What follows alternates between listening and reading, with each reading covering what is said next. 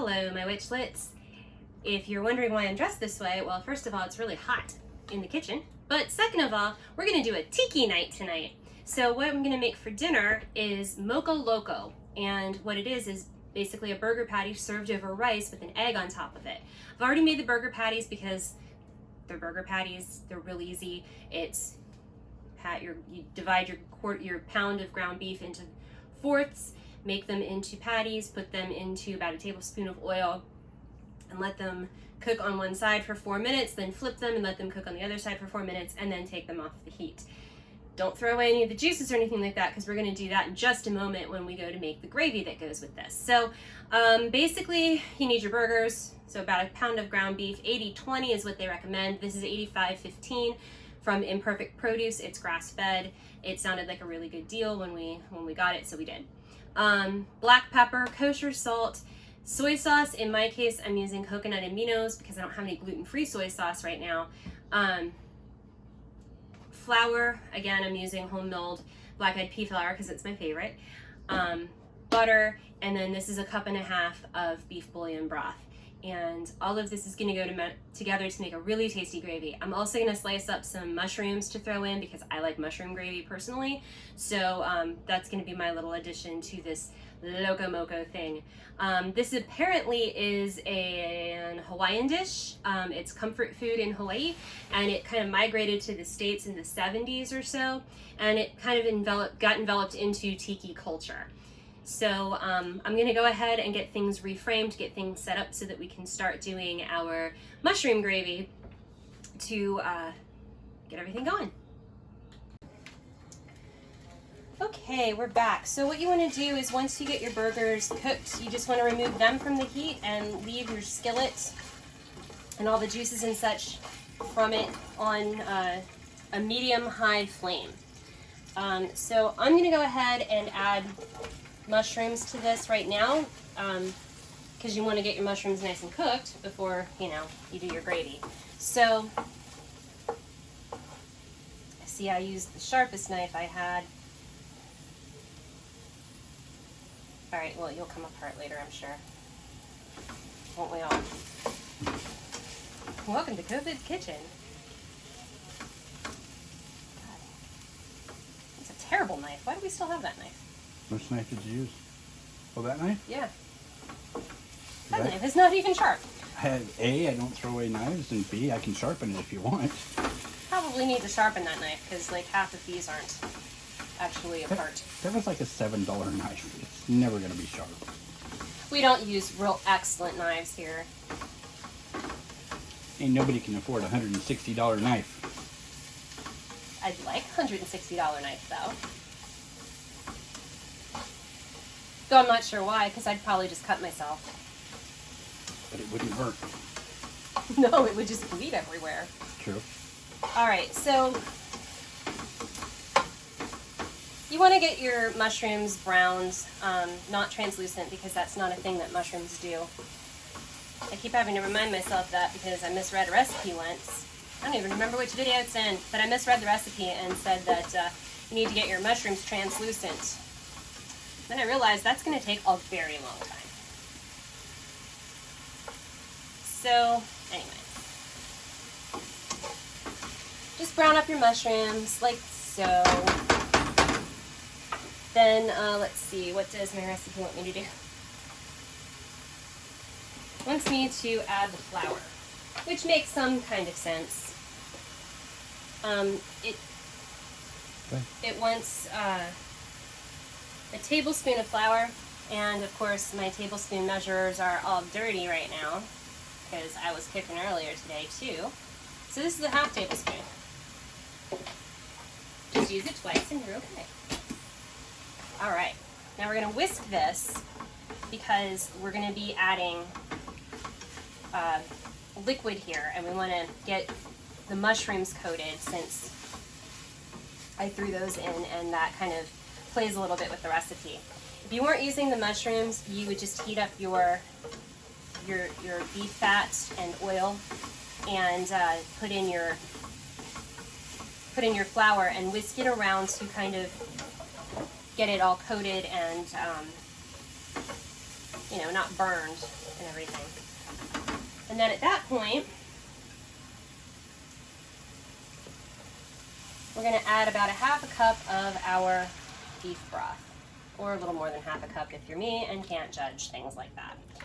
And then we're going to whisk, ow, that's hot. That's why I don't cook in outfits like this. That's why I wear pants when I make bacon. Dude, you only do that once or twice. Or 3 times. Right. Oh, that really hurt. Okay, so don't dress like this when you do cooking, kids. But you're going to whisk around your beef broth with the flour and the mushrooms. And you want to get out as many lumps of flour as you can before you add in the rest of your broth. Okay. And try not to splash it out on yourself because that really hurts.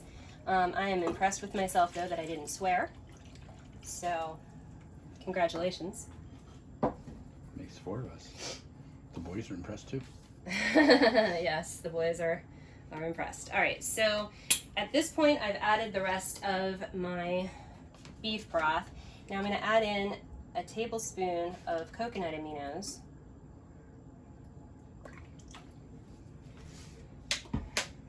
And we're going to stir this around so that everything gets mixed together. Oh yeah, it's a little blister. That'll be fun.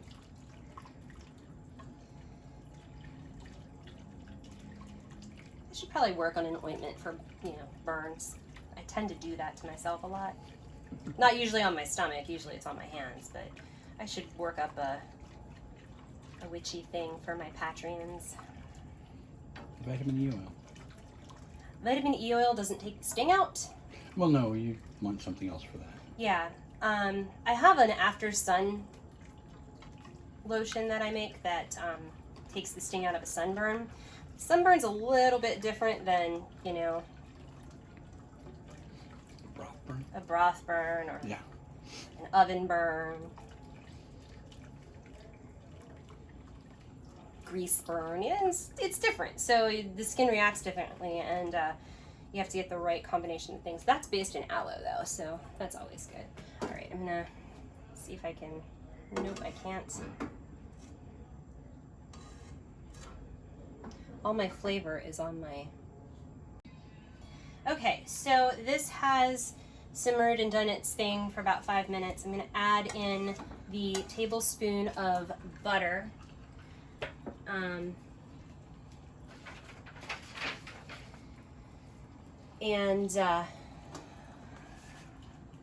whisk that in here. And I'm going to go ahead and start my other burner to warm up the oil in the pan for the eggs that I'm going to crack in there. Okay, and now I'm going to add some salt and pepper to taste. Maybe.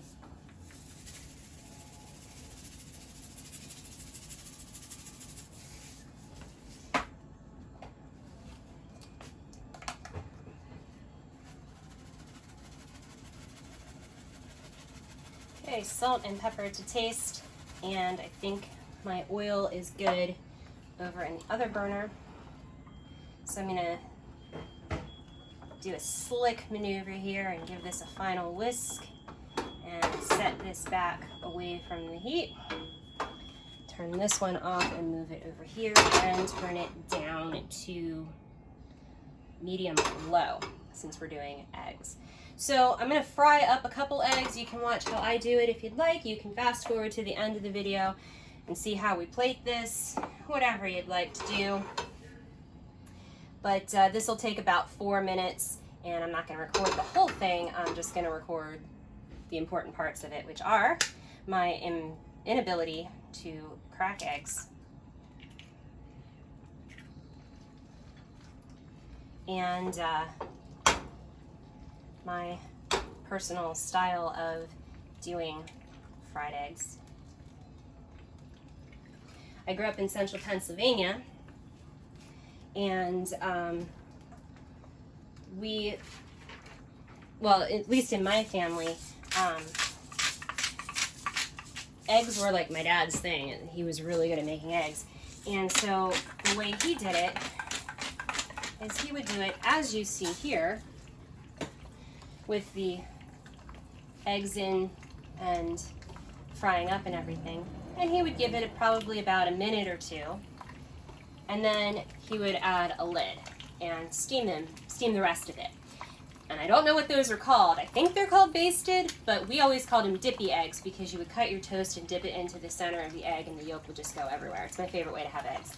So I'll come back in a couple minutes and we'll show you how to plate this. All right, so I'm back and I'm gonna try to show you how to plate this. So far I just have the rice on the plate. We just kind of reheated it in the microwave. But it was made last night for as a side dish for what we had for dinner. Basically it was just 2 cups of rice, a cup of rice and 2 cups of chicken broth is what we used to make the rice, and it turned out really, really lovely. Great flavor, really happy with it. So we're gonna plate this with the rice, and then I'm gonna take one of the burger patties and put the burger patty on top of the rice like this. We're gonna go ahead and, I don't really have a serving spoon for this, so you get to watch me make an idiot of myself. And we're gonna pour a little bit of the gravy and mushrooms over that. There we go. And I still need this because the last part is the eggs, which I ended up overcooking because eggs are my dad's thing, not my thing. So don't do them as long as I did. I think I waited too long to put the lid on them. So the egg then goes right on top like that. Now, if you are fancy and have scallions just sitting around, I don't even really like scallions, but if you happen to have scallions sitting around, you can put some scallions on top of this or some chives or something along those lines. But that's basically it. This is Loco Moco, and in my lovely Tiki mug, I have a scorpion. It smells delicious. And it is delicious. If I had a high proof rum, I would probably go ahead and do a floater and light it on fire for you, but sadly, I don't, and I've already burnt myself once during this video. Don't need to do anymore. So that's basically it. That's Loco Moco. I hope you like what you saw. If you did, go ahead and hit that thumbs up button. Leave me a comment. If you didn't like what you saw, hit the dislike button. Leave me a comment. Make sure that you're subscribed to the channel and you ring the notification bell so that you know when my videos come out. They usually come out every Tuesday and Thursday, but I have been sick lately, so we'll see how frequently I can keep up that pace. So you can also check out my Patreon at www.patreon.com/KWOS, and we will see you next time.